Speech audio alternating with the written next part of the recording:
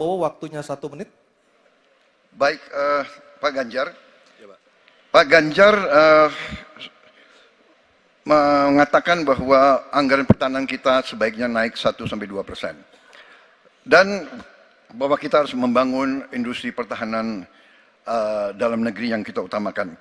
Pertanyaan saya, kalau kita menaikkan sampai dengan 1-2%, bagaimana sikap Bapak dalam mengambil keputusan tentang teknologi yang mana yang kita prioritaskan dalam peningkatan pertahanan itu? Postur mana? Daratlah, lautlah, udara, atau ketiga-tiganya, atau kita mengarah ke teknologi yang lebih canggih lagi? Terima kasih. Baik, masih ada waktunya Bapak? Cukup. Baik. Kami persilakan Bapak Ganjar untuk menjawab pertanyaan dari Pak Prabowo. Waktu Anda 2 menit, silakan Bapak. Terima kasih. Mudah-mudahan saya didudukkan di tengah, memang agak mendinginkan dua kawan saya kiri kanan. Terima kasih Pak Prabowo. Mana pilihannya dari Matra itu? Proporsional Pak. Tapi tidak ada serangan yang akan masuk melalui darat karena kita negara archipelagic. Maka yang mesti diperkuat hari ini adalah laut. Prioritas. Laut, mereka butuh sonar Pak. Mereka butuh sensor-sensor Pak.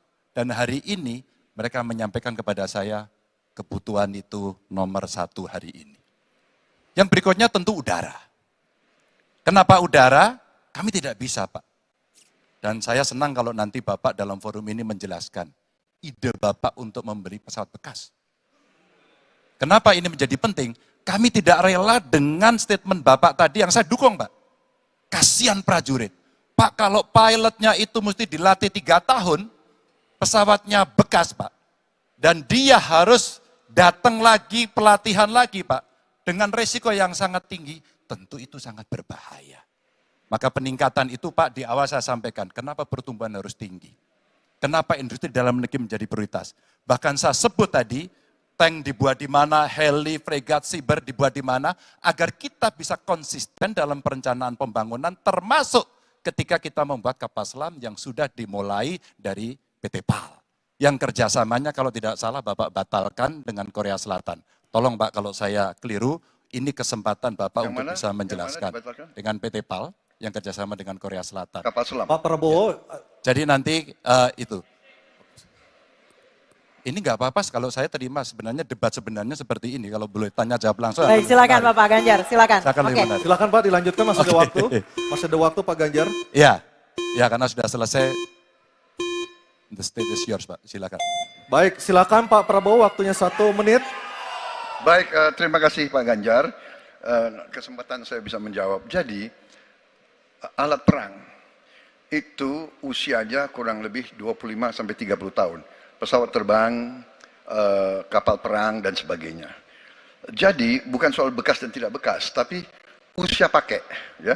Kemudahan, jadi pesawat, umpamanya pesawat Mirage 2005, yang ada di Qatar, yang rencananya kita ingin akuisisi, itu usia pakainya masih 15 tahun, Pak.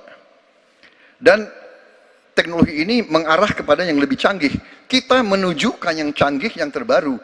Tapi kalau kita beli baru, datangnya Pak, baru 3 tahun, dan operasionalnya itu baru 7 tahun, Pak.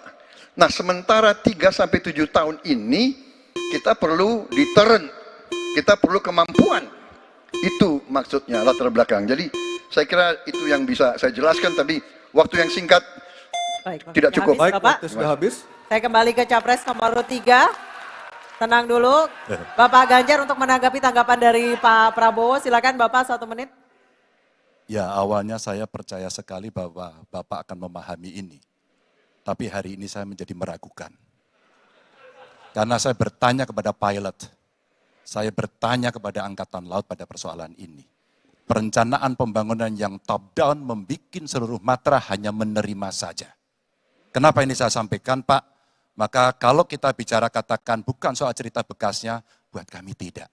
Karena Yuwono Sudarsono pernah menolak itu dan apa yang Bapak rencanakan hari ini ditunda. Apa artinya? Saya kira perencanaannya terlalu gegabah pada soal itu. Dan keseriusan itu tidak dimunculkan sama sekali pada pengelolaan industri pertahanan dalam negeri. Di mana PT PAL kemudian hari ini sudah mendapatkan hutang dan kemudian dia tidak bisa melaksanakan apapun pada soal itu. Maka ini menjadi catatan, tapi saya berterima kasih karena Pak Prabowo menjelaskan itu. Dan mudah-mudahan masyarakat menjadi jelas posisinya. Baik, waktunya. Baik, terima kasih Pak Ganjar, Pak Prabowo dan Pak Anies. Kita berikan